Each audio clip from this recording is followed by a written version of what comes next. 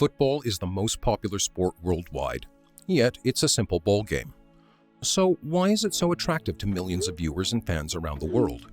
In this video, we'll discuss the philosophy behind football and why it isn't just about entertainment. If you like our philosophy videos, give this one a thumbs up and share our channel with friends.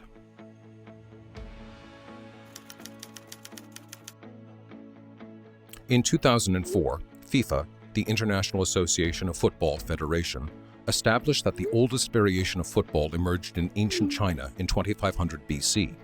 Suju is the earliest recorded football game. Suju matches were played on the emperor's birthday. The competition involved kicking a ball into a net attached to bamboo poles. Football nowadays is very different. The leather ball hasn't been in use for a long time, and the players wear a uniform, and the rules are strictly regulated. Moreover, about a dozen referees and a video assistant referee watch over the match. A German philosopher, Norbert Elias, argued that football, as we know it today, is an English invention. In his paper, The Genesis of Sport as a Sociological Problem, he regarded soccer as one of the many sports invented by the English, along with tennis, horse racing, rowing, and boxing. The first German football club, which played by English rules, was founded in 1878. However, the Dresden English Football Club was the first modern football club founded in 1874. That was the starting point of football as we know it today. Soon, the English rules would be adopted by the other European countries, Holland, Italy, and Switzerland. And today, all countries play in international competitions using the same rules. Hence, rules are an essential part of football today. The most important rule is that players, except for the goalkeeper, mustn't touch the ball or their opponents with their hands. That's because hands are easier to coordinate than legs. Therefore, not using hands altogether brings the element of chance and balances out the odds of winning. Because football can be played only with legs and head, even an underdog has a decent chance of success. Whereas we can't say the same about hockey or boxing, for example. A stronger and more experienced athlete is likely to win, and the chance of an unpredictable outcome is lower than in football. In addition, football has a lot to do with culture. Sigmund Freud argued that culture is a system of prohibitions. In this sense, football is a cultural phenomenon because prohibition is the underlying basis of the game. Another reason why football is so popular is its diversity. According to Nietzsche's philosophy, there are two distinct forces in the world: the Apollonian, i.e. harmony, and the Dionysian, i.e. sensuality. These two forces are inextricably linked, but, at the same time, remain in opposition. Nietzsche critiqued Socrates for disturbing this balance with his philosophy. That's why European culture began to rely on the Apollonian force too much. The rationalism of Socrates undermined the irrational Dionysian force, which disturbed this equilibrium. That's why the world around us is filled with Apollonian elements. Our culture inclines towards order, moderation, and harmony. You might think that philosophy has no application to our daily lives whatsoever, but in fact, philosophy can be found everywhere, in cinema and art, and even in football. Check out our expert courses if you'd like to understand philosophy like a pro. Treat yourselves or your loved ones this Christmas with our gift certificate and choose any course you like. The link is in the description below. Football has both Apollonian and Dionysian forces. The Italian tactic, catenaccio, which involves a highly effective backline defense, is an example of the Apollonian force. The term translates as door bolt and refers to the organized defense of the football goal. Another example is parking the bus, employed by Jose Mourinho. It's a tactic which favors the outcome rather than the game process. By contrast, the tactic used by the national team of Holland in the 1980s is absolutely Dionysian. The tactic involves surrounding the opponent. It has the energy of street football, where there is one goalkeeper and 115 outfield players. There's chaos and total immersion in the game. Another German philosopher, Peter Sloterdijk, argues that football is rooted in hunting and violence. Violence is a worldview system intolerant to the number 2. That's why only one of the teams can win in the final.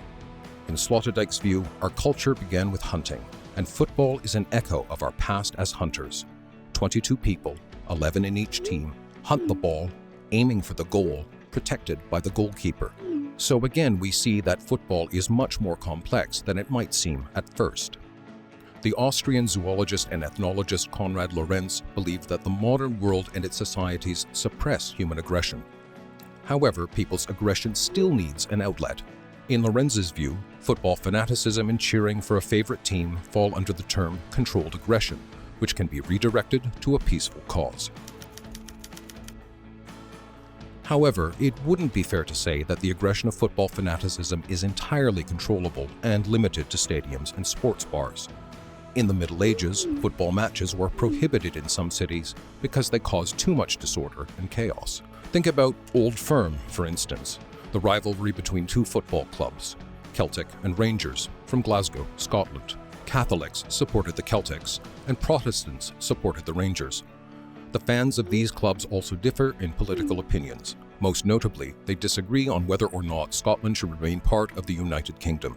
Being a fan of one team or another is a marker, an easy way of self-expression. If you're from Glasgow and wear a white-green jersey, you support the Celtics. So, the rest is clear. And if you chant, "You'll never walk alone," you clearly are a supporter of Liverpool, a football club in the same city. Anthems, colors, mottos, and chants unite fans around the world. This feeling of belonging to a huge family makes football fanaticism so attractive to many people. Again, we can conclude that football isn't just about the game.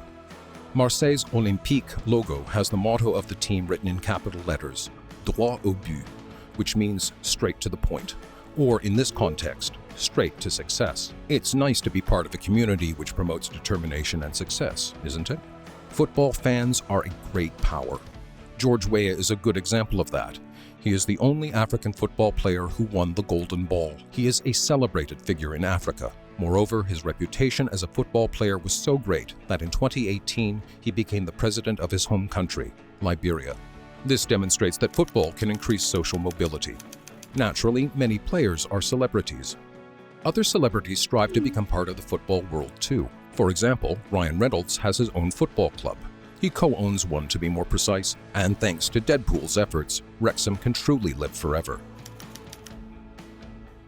Football is a sort of carnival. The World Cup, for example, definitely brings a festive atmosphere, even though only the supporters of the winning team will be celebrating. Football is like a firework of emotion, contained in 90 minutes plus extra time. All sorts of things can happen during a match, things that are completely unacceptable under normal circumstances.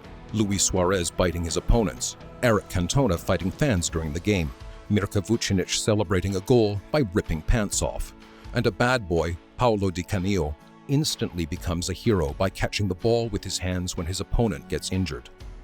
That's why people love football. It's like theater in so many ways, and the team members play their roles. Fans here are not just spectators. Once in the stadium, a person is no longer a banker or a salesman, but a fan and a team supporter. This gives a new role, and fulfilling it isn't that hard. Choose your favorite team, celebrate its victories, and mourn its losses.